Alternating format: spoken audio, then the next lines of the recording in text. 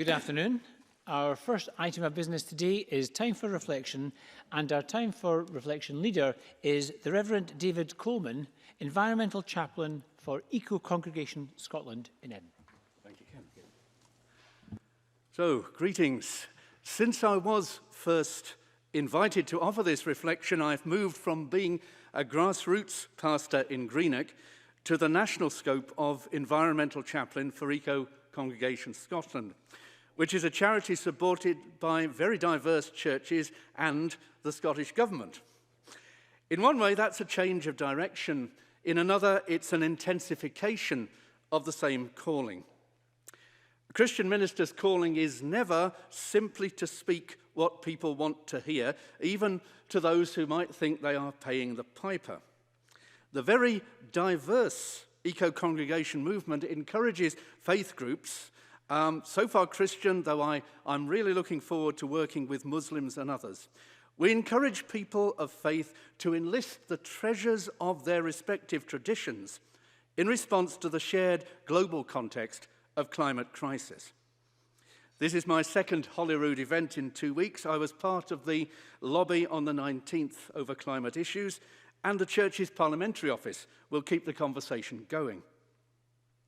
Now, your guidelines stipulate speakers should avoid being political. Let's say that's easy, because for at least 20 years since our friends in the Pacific Island churches realized their homelands would not survive the rise in sea levels, the task I've taken on is unambiguously spiritual, meaning it touches on the deepest essence of who we are and our place in the created order. So no party and no faith group has a monopoly on care of the planet. Jesus encouraged his followers to read the signs of the times in the world around them and pointed out they were very well able to do so and act accordingly if they so choose. Today, in complementary prayer and action, we're seeking collaboration, not competition, as we are overtaken by what we'd rather hoped was going to be the predicament of our grandchildren, and I'm not yet a grandfather. I wish that organised religion as a whole were already setting people such as the Parliament a positive and convincing example. In the meantime, we look to you.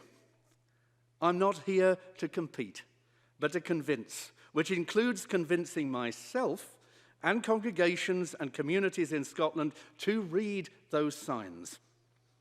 In the Bible, God points humanity to the rainbow, a pre-existent phenomenon of universal scientific laws, with a promise that rising waters will not bring an end to the world as we know it, which is nice. But people like me are obliged to read more carefully and note that promise comes in context of our valuing and caring for every creature. And complacency is never an appropriate response to God's grace. Thank you.